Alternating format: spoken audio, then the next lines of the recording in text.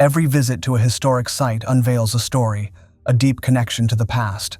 Not all ruins are equal. Some inspire a more intense fascination than others. We hope you feel that same wonder from all the extraordinary historical marvels we are about to present to you in this video.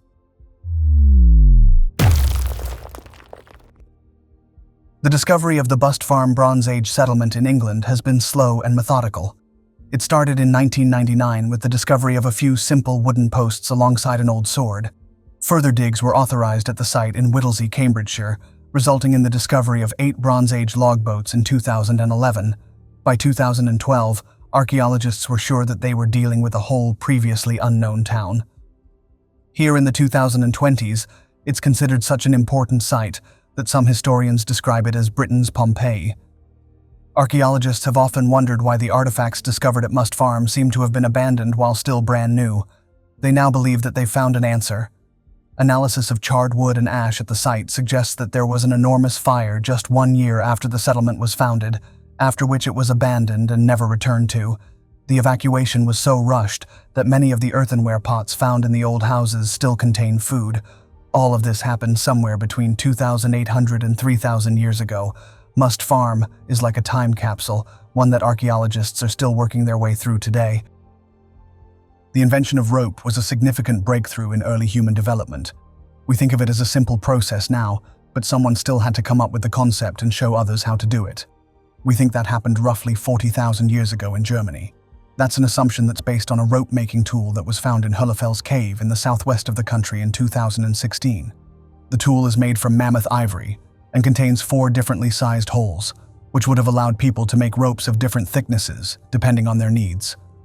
Artifacts like this have been discovered before, but were misinterpreted as abstract works of art or primitive musical instruments.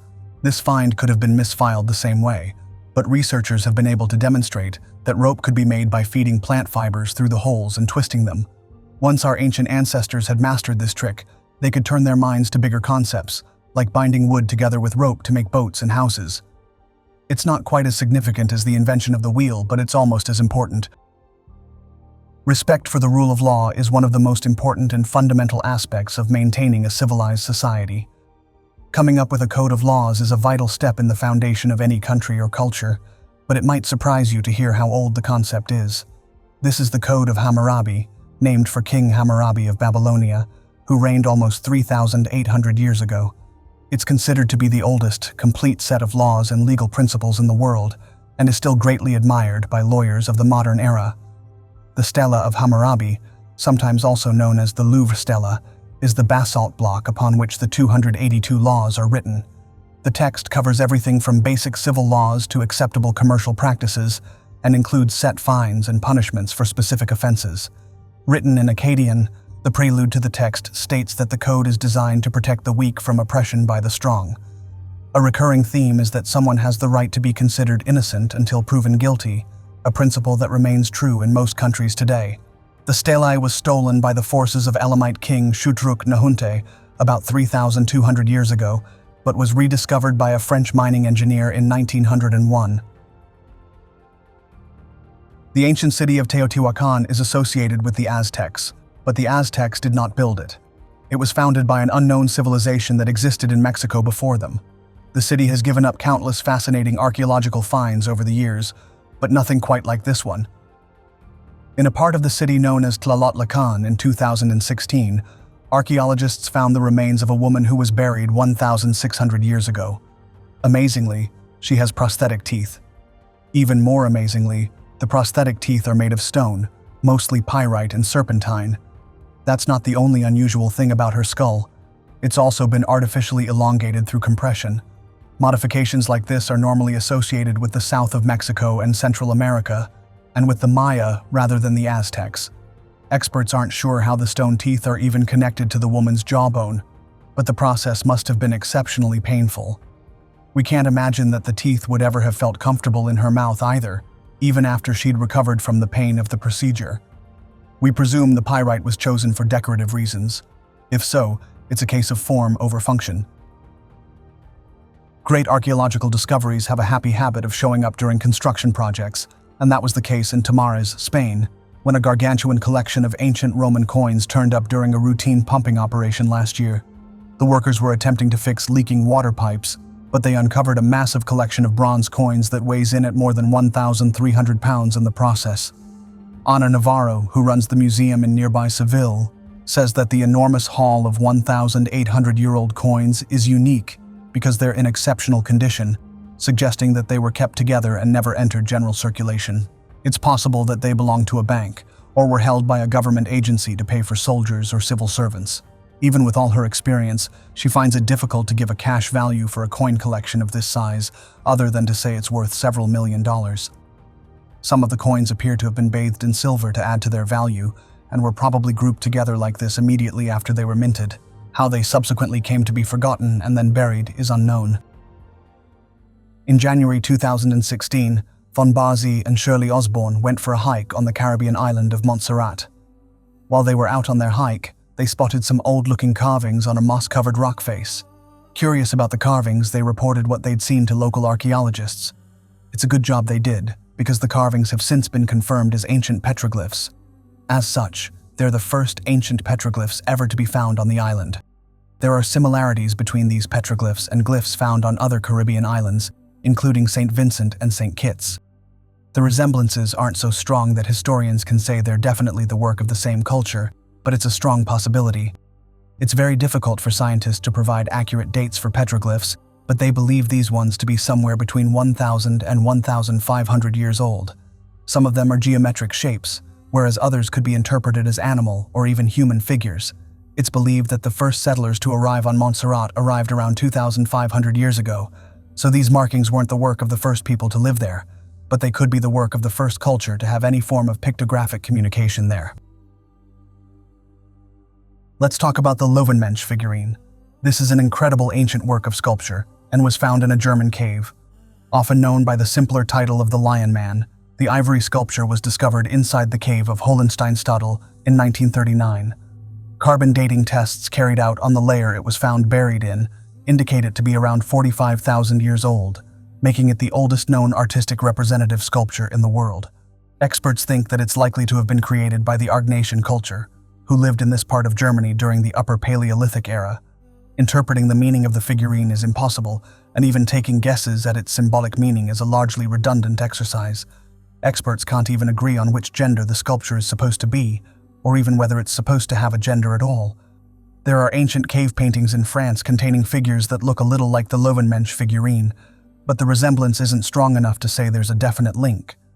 Without further information, all we can do is admire the artistry that went into making it. For better or for worse, we're all familiar with the logo of Twitter. It's a bird, and it's one of the most easily recognizable symbols in the world. Twitter was launched in 2006. Its logo, however, appears to be far older. This stone rendition of the Twitter logo was discovered during a salvage excavation in the Dordogne region of southwestern France in 2006. According to experts, the bird carving is about 35,000 years old. It's engraved onto a flint flake and is remarkably naturalistic for a carving from this era. Archaeologists found several other carvings at the site, but none as naturalistic as this one, nor as figurative. In fact, the discovery of the bird marked the first time that an example of figurative art had been found at an open-air ornation site. We're not at all suggesting that someone was around 35,000 years ago and remembered to tell their children to tell their own children and grandchildren and so on that a bird would make a cool logo for a social media application. That would be ridiculous. However, this discovery made headlines in 2003, and Twitter launched just 3 years later. Coincidence? We'll let you decide. Did the coffin that was opened by scientists in Nanchang, China in April 2015 belong to Liu Hi, the legendary Marquis of Haihun? Almost 10 years later, experts still aren't sure, but they certainly hope so. The coffin was found inside a 2,000-year-old tomb that archaeologists are almost positive was built for the Marquis. Liu Hi is a remarkable and controversial figure in ancient Chinese history, having been deposed from his position as emperor after a mere 27 days in the role, but later returning to favor and being made a marquis. The Chinese lettering on inside of the casket spells out Liu Hi's name, as do inscriptions on several coins and a seal found elsewhere in the tomb. The only thing that experts haven't yet been able to verify is the identity of the person inside the coffin, but given the wealth of evidence elsewhere, including a series of hoof-shaped golden ingots, It would be remarkable if it turned out to be somebody else. History doesn't record the reason for Liu Hi's death, which is surprising when you consider the fact that he was not only a former emperor, but the grandson of Emperor Wu. Perhaps a further study of the remains of the coffin's occupant might shed some light on the matter. Finding an incredibly valuable treasure must be exciting, but finding an ancient treasure that changes the way we think of history must be the ultimate thrill for any archaeologist. Dennis Holm got to enjoy that thrill in his native Denmark in 2016, when he came across a small golden crucifix while out with his metal detector in Onslev. He immediately realized that he might have come across something significant, so he rushed to Østvind's museum to consult with an expert. That expert, Malin Refshaug Beck, is convinced that the crucifix comes from the early 10th century. That means it existed in Denmark prior to the Jelling stones of Jutland, which were erected in 965, and have until now been considered examples of Christian symbols in the country. Official records say that the stones mark the day that Harald Bluetooth officially converted Denmark to Christianity, but Dennis's discovery appears to confirm that there were at least a few believers in the country several decades before the stones were put in place. It's known that Christian missionaries had visited the country prior to the 10th century, but missionaries wouldn't have worn anything so ostentatious. Perhaps belief was already widespread by the time Harald Bluetooth made it official. Some discoveries are as puzzling as they are wonderful. As an example, look at this collection of tiny golden spirals, which was found in Denmark recently. Denmark has been noted for having many Bronze Age golden treasures by archaeologists in the past, but nothing quite like this hoard of 2,000 twisted gold threads has ever been found before. The spirals were found in Boslunda, where it's thought that prehistoric people brought gold tributes in the hope of being rewarded by the gods, but it's unlikely that these artifacts were used for such a purpose. They're around 3,000 years old, and were most likely used as decorative items on the clothing of tribal priests or kings to symbolize the power of the sun. Quite so many of them were stored in the same place, however, is unknown. Although each of the solid gold wires is thin, with an average length of a single inch, when added together, the whole collection weighs half a pound. That means that they'd be extremely valuable if they were sold, but for now, they've gone on public display. In 2013, a collection of gold vessels was found inside an ancient Scythian burial mound in the Caucasus Mountains of southwestern Russia, not far from Strovopol. In 2016, new tests were carried out on the vessels. The results of those tests gave historians new insight into what they were used for. They were found to contain traces of both opium and cannabis. It seems that 2,400 years ago, the Scythians liked to get high. The presence of the artifacts within a burial mound might mean that the substances were consumed as part of a funeral ceremony, but that can't be proven.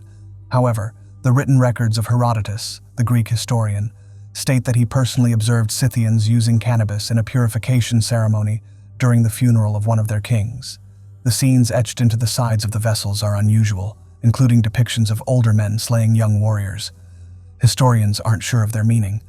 The quality of the gold, however, makes it highly likely that this was the burial mound of someone with royal blood. Maybe taking opium was a right reserved for royals. Subscribe now and turn on the bell so you don't miss a thing. Thanks for your support. See you soon.